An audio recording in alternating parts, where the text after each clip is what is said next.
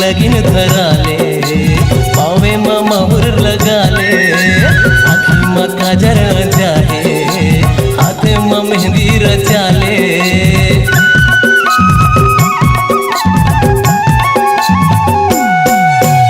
बेनी में गजरा लगाले आना वो माया बढ़ाले आँखी में काजर जाहे सिंदूर में मांग भराले पहिरले हाथे में कंगना वो लेके आहूँ टोली अंगना रे पहिरले हाथे में कंगना वो लेके आहूँ टोली अंगना रे मोला मोही डार का ओ मोला मोही डार का मोही डार का ओ मोला मोही डार का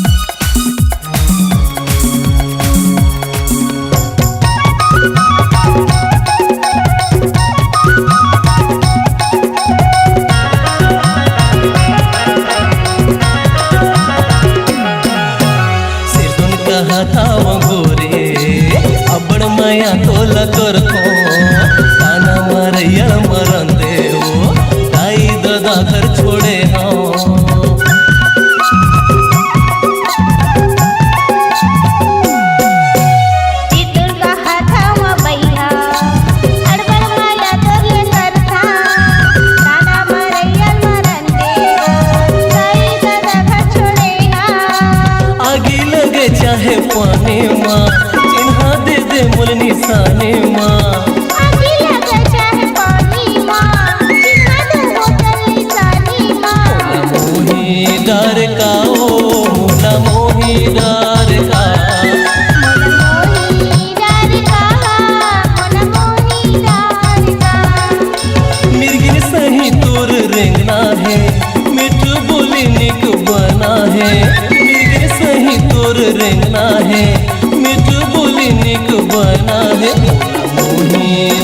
का ओ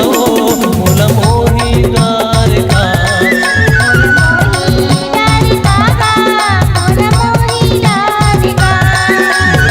मोही डार का ओ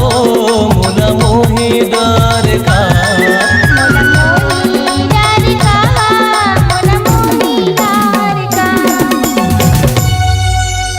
यदि आप चाहते हैं अपनी आवाज को मधुर बनाना,